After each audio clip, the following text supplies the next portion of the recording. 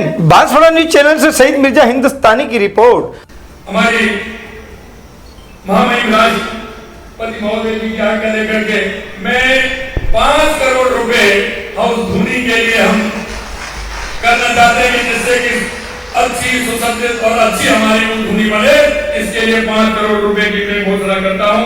और दूसरा, मैं यहाँ पुलिस चौकी की आवश्यकता है, एक पुलिस चौकी भी नहीं हो, मैं आज उसकी भी घोषणा करता हूं कि पुलिस चौकी भी यहाँ होगी।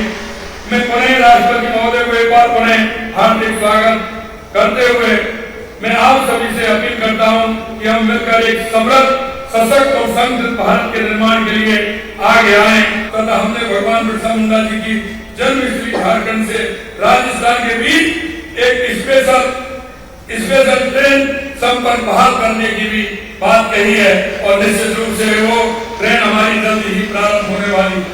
गोविंद गुरु जी की स्वतंत्रता सेनानी होने के साथ साथ एक महान चिंतक और सुधारक भी थे।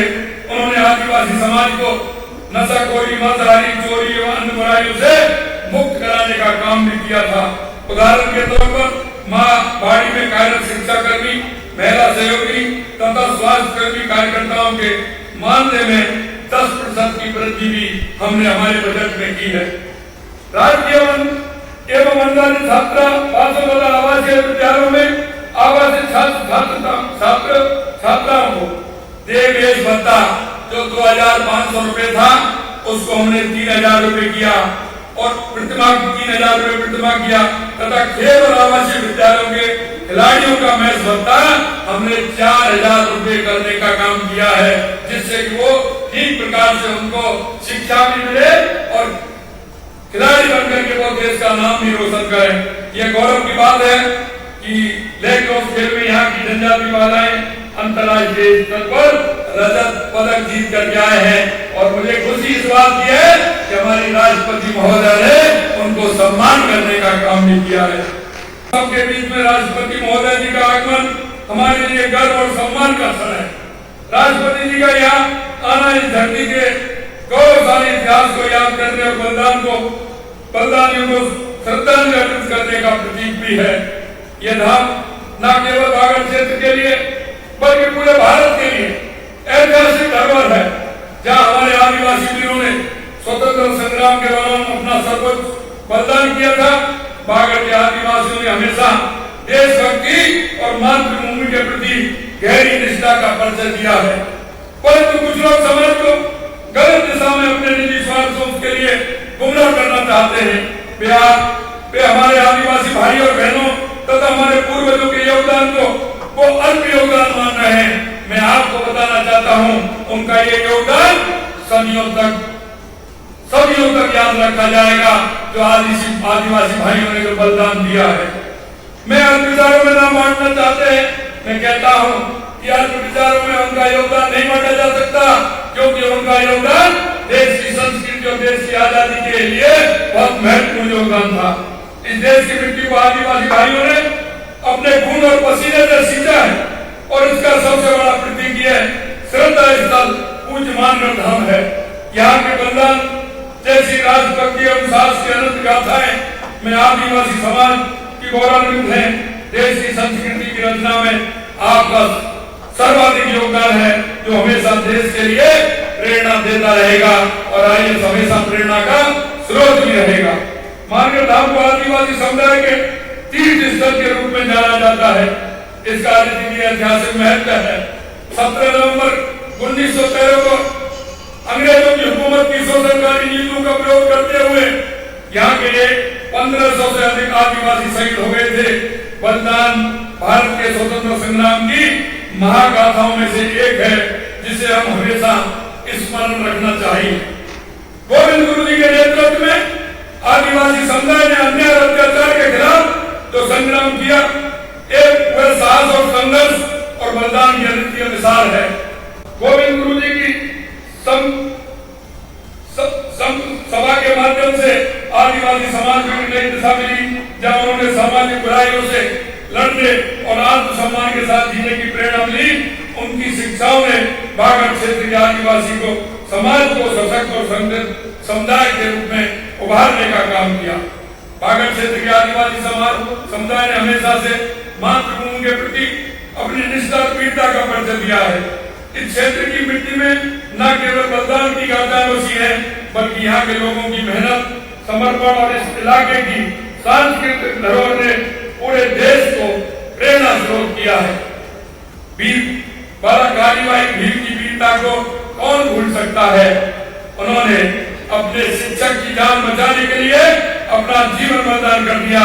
ऐसी वीरता और बलिदान की परंपरा बागड़ की इस पावन धरा पर हमेशा जीवित रहती है।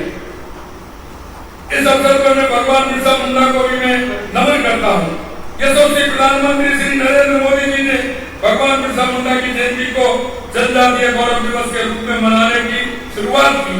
प्रधानमंत्री जी ने झारखंड के रांची के खूंटी जिले में भगवान बिरसा मुंडा की जयंती पर पीएम जनजातीय आदिवासी न्याय महाअभियान की शुरुआत की। पिछले सप्ताह में झारखंड गया था। मेरे को झारखंड जाने का मौका मिला। मैंने झारखंड और राजस्थान के बीच आदिवासी संस्कृति की समानता को देखा तथा हमने भगवान बिरसा मुंडा जी की जन्मस्थली झारखंड से राजस्थान के बीच एक स्पेशल ट्रेन संपर्क बहाल करने की भी बात कही है और निश्चित रूप से वो ट्रेन हमारी जल्द ही प्रारंभ होने वाली। हमारी सरकार आदिवासियों के कल्याण के लिए पूरी तरह से प्रतिबद्ध है। हम शिक्षा, स्वास्थ्य, बुनियादी ढांचे क्षेत्र में अनेक योजना चला रहे हैं ताकि हमारे आदिवासी भाई बहनों का जीवन स्तर ऊंचा उठ सके। इसके साथ ही बांसवाड़ा और इसके आसपास के क्षेत्रों में कई विकास परियोजनाएं चल रही हैं जो इस क्षेत्र के समग्र विकास को सिद्ध होंगी। मानगढ़ धाम को एक प्रमुख धार्मिक पर्यटन बीएन बांसवाड़ा न्यूज चैनल पर आप देख रहे हैं राष्ट्रपति द्रौपदी मुर्मू का लाइव एवं राजस्थान के मुख्यमंत्री अशोक शर्मा का संबोधन। बीएन बांसवाड़ा न्यूज चैनल को सब्सक्राइब एवं लाइक भी करें। जनजातीय क्षेत्र बागड़ के विकास के लिए अनेक घोषणा राज्य के बजट में की गई है। हम इन बजट घोषणाओं में 250 करोड़ रुपए से प्रदेश की राजकीय शिक्षण संस्थाओं छात्रावासों में सुविधाओं के उन्नयन, शाहबाद, बारा में तीरंदाजी में अतिरिक्त खेल अकादमी निर्माण, बाली में जनजातीय आवासीय विद्यालय खोलने, उदयपुर में वीर बालका कालीबाई संग्रहालय के निर्माण इत्यादि कार्य तेजी से कराए जाएंगे।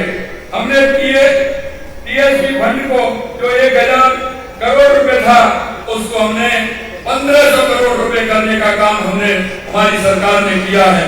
आज मानगढ़ धाम में माननीय राष्ट्रपति महोदय की उपस्थिति में हमें याद दिलाती है कि हमारे आदिवासी समुदाय की भूमिका केवल हमारे अतीत तक सीमित नहीं है बल्कि वे हमारे वर्तमान और भविष्य के निर्माण में भी समान रूप से महत्वपूर्ण है।